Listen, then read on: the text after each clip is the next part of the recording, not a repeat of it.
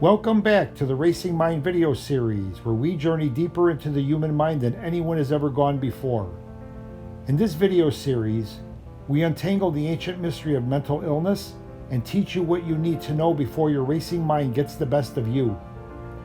This groundbreaking series provides answers to some of the deepest mysteries of the human mind and reveals, for the first time in history, the precise cause of mental and emotional illness and the psychophysiological basis of a wide range of psychiatric disorders and associated medical conditions.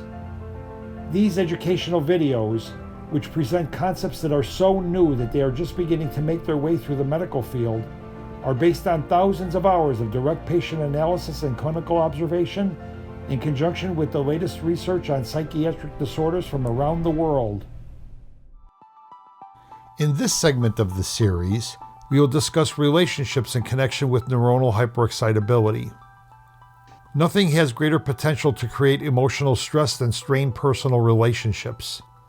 That's because interpersonal conflict can create extremely powerful emotions, but with little ability to control the way the other person is thinking and feeling.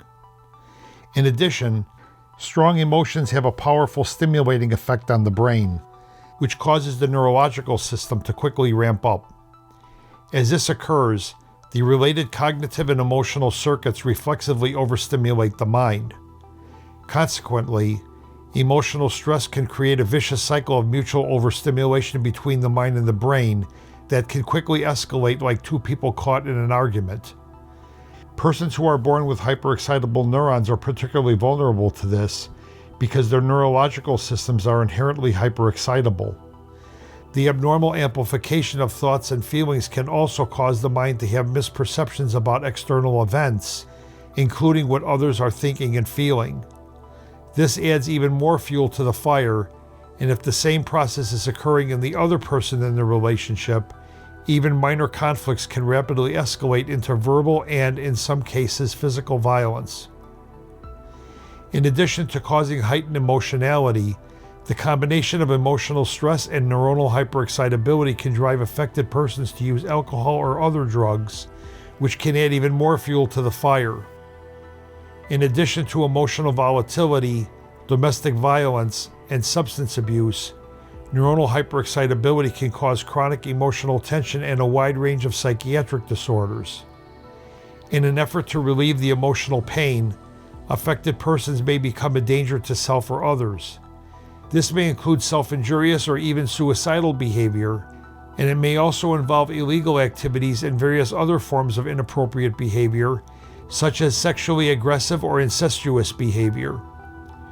Clinical observations suggest that in most, if not all, homes wherein there is domestic violence, substance abuse, or incest, one or both parents are affected by the inherited trait of neuronal hyperexcitability. Because neuronal hyperexcitability has an autosomal dominant mode of transmission, one or more of the children in such families are likely to be similarly affected, thus increasing the likelihood that they will learn to think and act like their parents.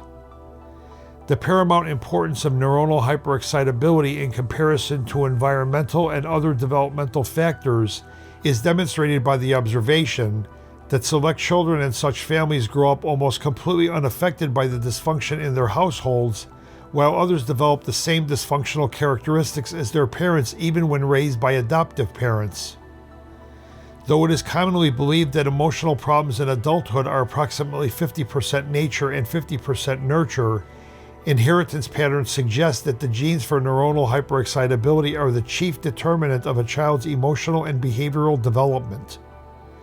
In recognition of this, sensitivity to the trait of neuronal hyperexcitability should be part of every biopsychosocial assessment and every legal investigation into substance abuse, domestic violence, and incest.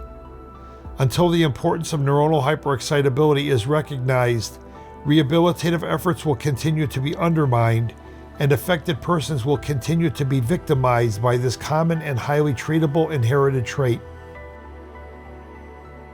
As discussed in previous videos, the most effective natural ways to compensate for the gene abnormality that underlies neuronal hyperexcitability include stress reduction, establishment of an early sleep schedule, regular exercise, enjoying a relaxing hobby, avoiding caffeine and other psychostimulants, and minimizing refined sugar.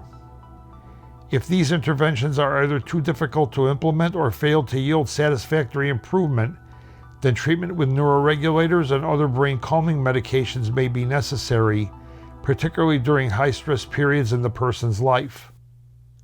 Control your brain, control your life. We hope that you are benefiting from this video series. Portions of this video and others in the series were taken from the books The Racing Mind and Am I Depressed or Am I Bipolar?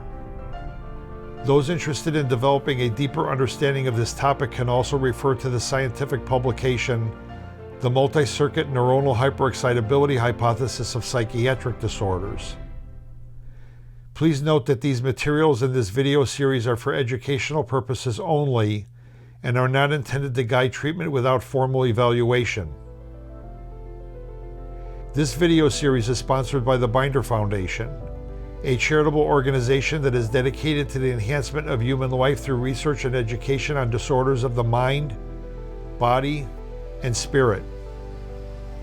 If you have found this video to be a benefit to you, please share it with your family and friends. And please don't forget, your feedback is important to us.